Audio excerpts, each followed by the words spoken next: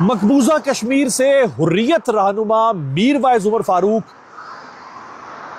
ये आवाजें कहां से परे आती थी? आजाद कश्मीर से, पाकिस्तान से आती थी मकबूजा कश्मीर के बारे में कि मोदी वहां पर ये कर रहे हैं। मोदी जी को भी समझाने की कोशिश की थी, लेकिन मोदी जी का मुझे नहीं समझ आ रही कि आखिर उनकी इतनी छोटी सी बात उनकी समझ में क्यों नहीं आ रही। अखंड भारत भी वापस हासिल कर लेंगे। So there are all of these rough things. ऐसा कोई, for example prime minister Modi 12 साल से बचपन से हमें पढ़ाया गया, हमारे घर में बताया गया, हमारे सिलेबस में पाकिस्तानियों के, पंजाबियों के है, कश्मीर के लिए हमने जिहाद करना है, हमने लड़ना, हमने उनके हकूक़ के लिए खड़ा होना है।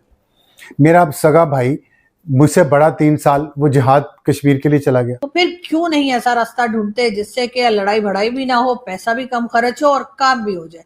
वो जिसे कहते हैं ना, अमेरिकन ने कहा कि पाकिस्तान के साथ ताल्लुकात ठीक करो, तो they want to have a dialogue which the government does not want to do. तो इस वक्त की तलात ये है कि वहां पर नमाज फजर के दौरान लाइटें बंद करके रावलाकोट में अंधाधुंध फायरिंग की जा रही है।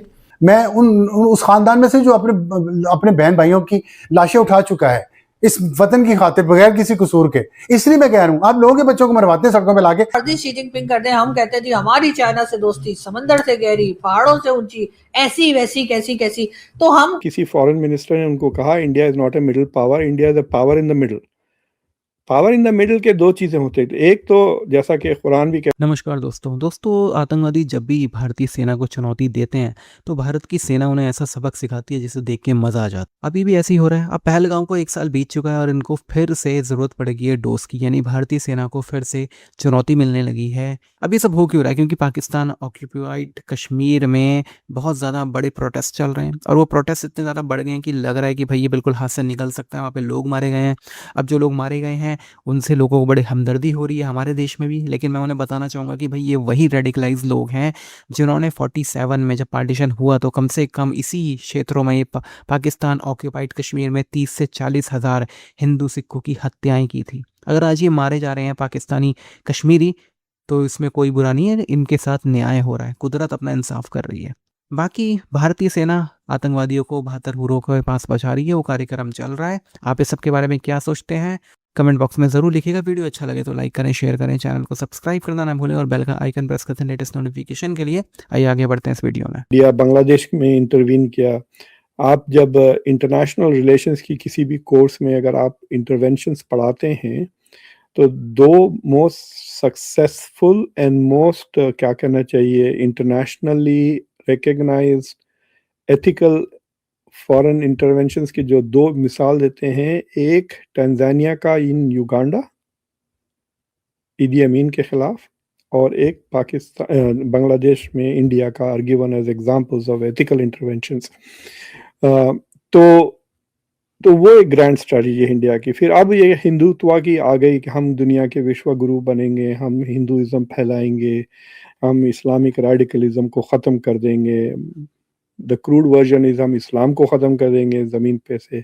ये एक द क्रूडर वर्जन है। But from the other is to establish US hegemony world wide, उसमें अखंड भारत भी वापस हासिल कर लेंगे। So there are all of these rough things. ऐसा कोई, for example prime minister Modi 12 साल से प्राइम मिनिस्टर है, लेकिन he is not given a straight up grand strategy की स्पीच जिसको हम रेफर कर सकते हैं कि चाहते क्या है actually, right.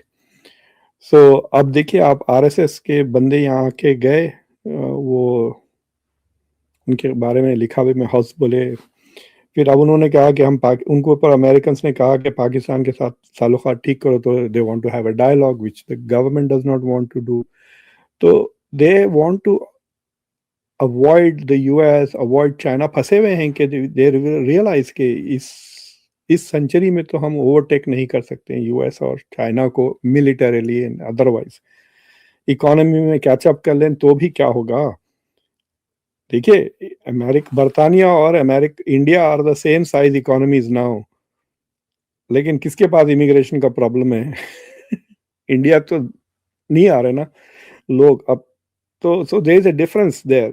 Even though England has been country, it is economically 50,000 के करीब per capita है, plus it is a permanent member of the UN Security Council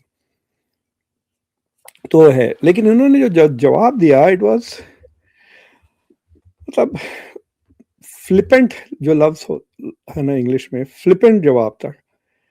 वो जो पता नहीं ही सेड कि किसी फॉरेन मिनिस्टर ने उनको कहा India is not a middle power, India is a power in the middle. Power in the middle के दो चीज़ें होती हैं, एक तो जैसा कि कुरान भी कहती है उम्मतुल वसत, मुसलमानों को we are a middle nation. तो मिडिल नेशन का मतलब, उम्मतुल वसत का मतलब ये है कि आप you are neither on this extreme nor on that extreme, you are in the middle, moderate nation है आप। But what does he mean by saying we are middle power, कि आप ना तो चाइना के खिलाफ हो ना तो अमेरिका के खिलाफ हो, आप बीच में हो, नॉन अलाइंड हो, यही कह रहा है। Is that what he is saying, that you are a non aligned power? हालांकि ये तो हम मल्टी अलाइंड कहते हैं, which means you can't be in the middle, you are everywhere. Multi-aligned means you are everywhere. Non-aligned means you are nowhere. तो ये कह रहे हैं, जयशंकर का जवाब था कि no, we have the capacity to go beyond that. तो आप वो बताएं स्क्रीनशॉट जो मैं आपको भिजाया, तो उसमें हायरार्की ऑफ पावर्स हैं। तो हाँ, अगर आप देखें तो सुपर पावर है, सुपर पावर वो पावर हो सकता है जिसमें काबिलियत है कि वो अकेले ही दुनिया का ग्लोबल स्ट्रक्चर को चेंज कर सके। तो आई डोंट थिंक कि Soviet Union was ever A super power, it was a global power but not a super power, क्योंकि अमेरिका ने बनाया है मॉडर्न लिबरल ऑर्डर, और जिस वक्त अमेरिका ने मॉडर्न लिबरल ऑर्डर बनाया है उस वक्त सोवियत यूनियन था। तो अमेरिका ने सोवियत यूनियन को खत्म करते हुए भी liberal order, so the US was I think the only super power since 1945 till now, जो 1991 से यूनिपोलैरिटी एंजॉय किया, but there was bipolarity in the system, but the US was a super power. I don't think the Soviet Union was ever a super power. उसके नीचे जो category आती है वो global power की होती है।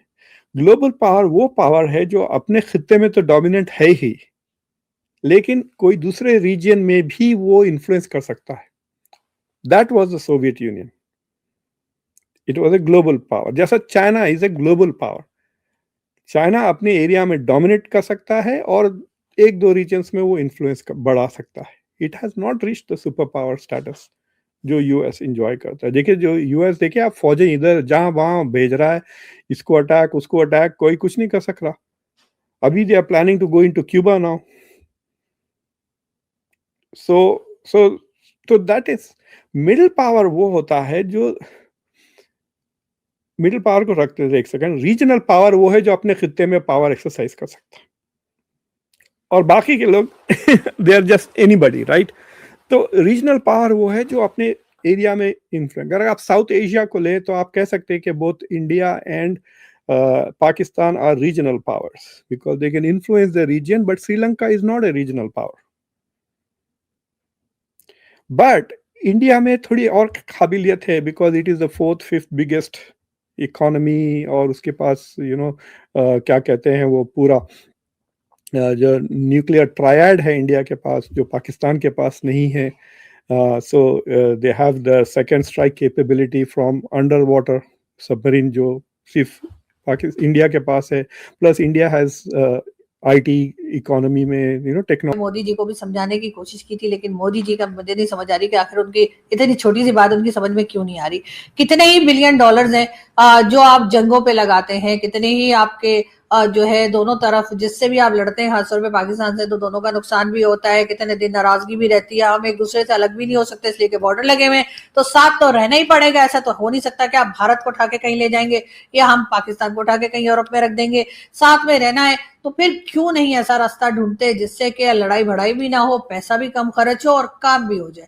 वो जिसे कहते हैं ना, सांप भी मर जाए और लाठी भी ना टूटे, नहीं सॉरी, इस तरह का मेरे ख्याल मुहावरा नहीं बोलना चाहिए, लेकिन खैर सीधी सी बात है, यहाँ पर भी कोई इन्वेस्टमेंट कर दीजिए, यहाँ पर भी कह दीजिए कि जी आप कुछ यूनिवर्सिटी बना देंगे, या खैर पढ़ने लिखने का हमें शौक नहीं है तो यूनिवर्सिटी रहने ही दीजिए, कोई यहाँ पे कोई कुछ और खाने पीने का कुछ खोल दीजिए, या कोई फैक्ट्री लगा दीजिए, कोई और इन्वेस्टमेंट कर दीजिए, तो उससे $1-1.5 बिलियन की इन्वेस्टमेंट आप यहाँ कर देंगे, आपका कुछ खास जाएगा नहीं, लेकिन अमन हो जाएगा और एक दूसरे से जो लड़ने भड़ने का हमने सिलसिला शुरू कर रखा है वो भी थम जाएगा। लेकिन आप देख लीजिए, क्या कभी हम सऊदीया से लड़ते हैं? हालांकि सऊदीया जो है वो हमें कई बार जो है, आपको पता ही है कि कैसी कैसी बातें भी MBS सुना देते हैं। क्या हम कभी UAE से लड़े? UAE ने पैसा दिया था लेकिन वापस ले लिया, कोई बात नहीं, हम ऐसा करके वापस ले लेंगे।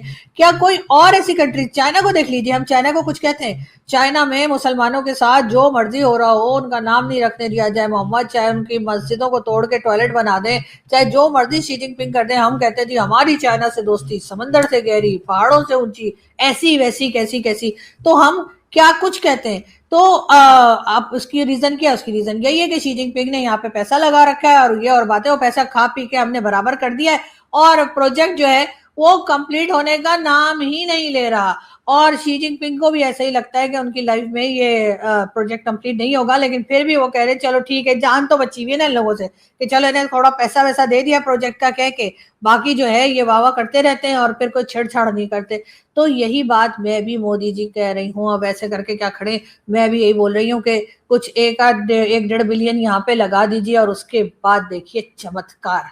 आप खुद हैरान हो जाएंगे कि हैं अच्छा, हम तो आम से लोग हैं भाई, हम तो मतलब बहुत लालच नहीं करते, हम तो 1-1.5 बिलियन में भी मान जाते हैं। एक बटन